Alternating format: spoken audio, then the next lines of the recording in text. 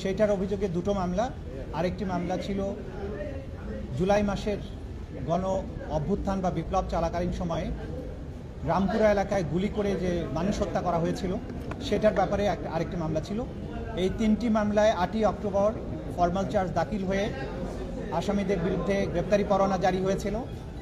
তার প্রেক্ষিতে আজকে এই তিনটি মামলার মোট 15 জন আসামিকে আইন শৃঙ্খলা রক্ষাকারী বাহিনী গ্রেপ্তার করে আদালতে উপস্থাপন করেছিল।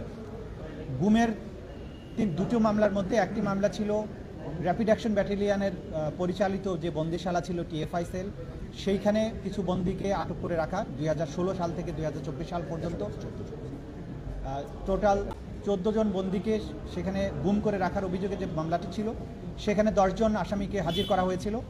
তাদেরকে গ্রেপ্তার দেখিয়ে কারাগারে প্রেরণের নির্দেশ দেওয়া হয়েছে এবং পরবর্তী তারিখ 20শে নভেম্বর ধার্য করা হয়েছে। এবং এই মামলায় শেখ হাসিনা সহ জেনারেল তারিক সিদ্দিকী সহ যে সমস্ত আসামি পলাতক আছেন তাদের বিরুদ্ধে পত্রিকায় বিজ্ঞপ্তি দিয়ে হাজির হওয়ার জন্য নির্দেশ দেওয়া হয়েছে। আগামী এক সপ্তাহের মধ্যে এই পত্রিকায় বিজ্ঞপ্তি দিয়ে তাদের হাজির হওয়ার জন্য বলা হয়েছে। পরবর্তী তারিখ নির্ধারণ করা হয়েছে 20শে নভেম্বর।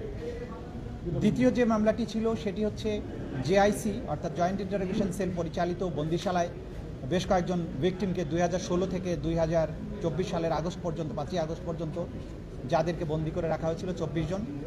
সেই অভিযোগে যে সমস্ত আসামির বিরুদ্ধে মামলা হয়েছিল তাদের মধ্যে 13 জনের বিরুদ্ধে মামলা হয়েছিল, তাদের মধ্যে 3 জনকে আজকে হাজির করা হয়েছিল, বাকি 10 জন পলাতক আছেন।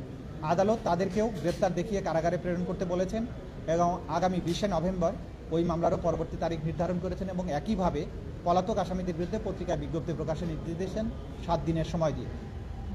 তৃতীয় মামলাটি ছিল রামপুরায় 18 এবং 19শে জুলাই 2024 সালে গুলি করে, বিশেষ করে ওইখানে কিছু বিজিবি সদস্য যারা গুলি করে আন্দোলনকারীদের হত্যা করেছিলেন, মোট 28 জনকে হত্যার অভিযোগে ওই অভিযোগটি করা হয়েছিল। সেই মামলাটিতেও আসামিদেরকে কারাগারে প্রেরণের নির্দেশ দেওয়া হয়েছে এবং পরবর্তী তারিখ নির্ধারণ করা হয়েছে 5ই নভেম্বর।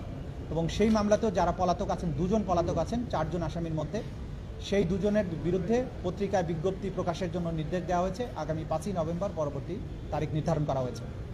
আজকে যাদেরকে উপস্থিত করা হয়েছিল তাদেরকে গ্রেপ্তারের ব্যাপারে বিচারদের সোপর্দ করার ব্যাপারে আইন শৃঙ্খলা রক্ষাকারী বাহিনী যেমন কাজ করেছেন তেমনিভাবে বাংলাদেশের সার্বভৌমত্বের রক্ষক হিসাবে আমরা যাদেরকে মনে করি বাংলাদেশ সেনাবাহিনী, তারা এই আদালতের প্রক্রিয়াকে সাহায্য করেছেন। তারা ঘোষণা দিয়েছিলেন যে ল অফ দি ল্যান্ডের প্রতি তারা শ্রদ্ধাশীল থাকবেন, বিচার প্রক্রিয়ার প্রতি তাদের সমস্ত সমর্থন থাকবে। তারা সেই সমর্থন আমাদেরকে দিয়েছেন, আইন শৃঙ্খলা রক্ষাকারী বাহিনীকে দিয়েছেন। এই আসামিদেরকে গ্রেপ্তার করে আদালতে হাজির করার ব্যাপারে তারা সম্পূর্ণ সহযোগিতা করেছেন। এটা আইন শৃঙ্খলা রক্ষাকারী বাহিনীর মাধ্যমে আমরা জানতে পেরেছি। সুতরাং দেশপ্রেমিক সেনাবাহিনীর ব্যাপারে যে সমস্ত অপপ্রচার যারা করেন তাদেরকে আমরা বলবো অপপ্রচার করবেন না। ল অফ দি ল্যান্ড এবং বিচার প্রক্রিয়া একটা রাষ্ট্রের সভ্যতার মাপকাঠি নির্ধারণ করে। একটা রাষ্ট্র কতটা ফাংশনাল আছে সেটা নির্ধারিত হয় সেই রাষ্ট্রের জুডিশিয়ারি কতটা স্মুথলি ফাংশন করে। সুতরাং রাষ্ট্রের বাহিনীগুলো আমাদের এই বিচার প্রক্রিয়াকে সমর্থন করা, তাকে স্মুথলি পরিচালনার ব্যাপারে যেটা করেছেন, এটা প্রসিকিউশনের পক্ষ থেকে আমরা সবাইকে যারা এই প্রক্রিয়াকে সাহায্য করছেন তাদের সবার প্রতি আমাদের কৃতজ্ঞতা জানাচ্ছি।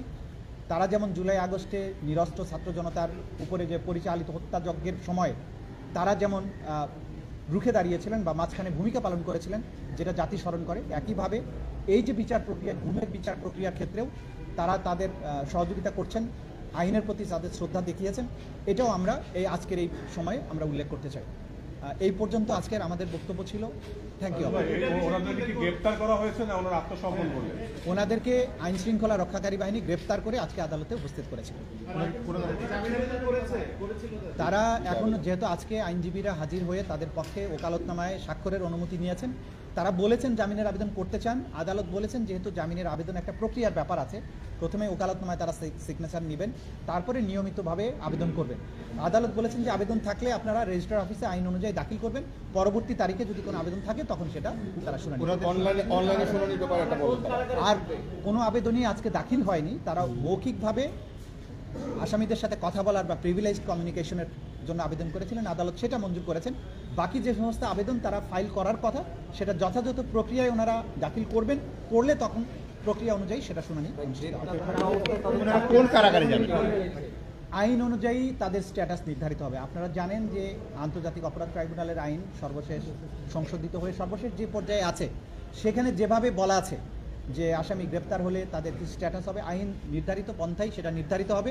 আমরা আগেও বলেছি এই ব্যাপারে, আজকে নতুন করে কিছু বলতে অনলাইনে হাজিরা দেওয়ার সুযোগ আছে কি? সেটা আদালত নির্ধারণ করবেন, সেটা ভবিষ্যতে যখন আবেদন আসবে বাস্তবতার নিরিখে আদালত যেটা ভালো মনে করবেন, যেটা বিচার প্রক্রিয়াকে স্মুথ করবে, সব কিছু মিলিয়ে কনভিনিয়েন্ট হবে, সেটা আদালতের নির্দেশ অনুযায়ী যা হবার সেটা হবে। বাকি বিষয়গুলো কারাগারের বিষয়। আচ্ছা, কারাগারের ব্যাপারে হচ্ছে তাদেরকে কাস্টডিতে প্রেরণের নির্দেশ দেওয়া হয়েছে। কাস্টডিতে প্রেরণ মানে হচ্ছে কারা কর্তৃপক্ষের অধীনে তারা চলে যাবেন। কারা কর্তৃপক্ষ তাদেরকে কোথায় রাখবেন, অর্থাৎ কোন জেলে রাখবেন, কোন সাব জেলে রাখবেন, ঢাকায় রাখবেন না চট্টগ্রামে পাঠাবেন না অন্য কোথাও রাখবেন, এটা অ্যাবসোলুট অথরিটি কারা কর্তৃপক্ষের, অর্থাৎ সরকারের। আদালতের কাজ হচ্ছে তাদেরকে কাস্টডিতে পাঠিয়ে দেওয়া। কাস্টডিটা মেনটেন করেন রাষ্ট্র বা স্বরাষ্ট্র মন্ত্রণালয় অথবা মোর স্পেসিফিক্যালি কারা অধিদপ্তর। সুতরাং কারা কর্তৃপক্ষ তাদেরকে কোন কারাগারে রাখবেন সেটা তারাই নির্ধারণ করবে। ভাই একটা বিষয় যে এই বিষয়ে যে সুবিধা কারা কর্তৃপক্ষ কোন আসামিকে কি পদ্ধতিতে আদালতে হাজির করবেন এটা ডিসক্রিপশন অব দি কারা কর্তৃপক্ষ। এই ব্যাপারে আমাদের কিছুই বলার নেই। এইটা দেখেন আইনের মধ্যে যেটা আছে, আমরা সর্বশেষ সংশোধনী অনুযায়ী বলা হয়েছে যখন কারো বিরুদ্ধে বিচার প্রক্রিয়াটা শুরু হয়ে যায়, ফরমাল চার্জ দাখিল হয়, তখন আসলে তিনি আর সার্ভিসে আছেন বলে গণ্য হবেন। এটাই হচ্ছে আইনের ব্যাখ্যা। Thank you.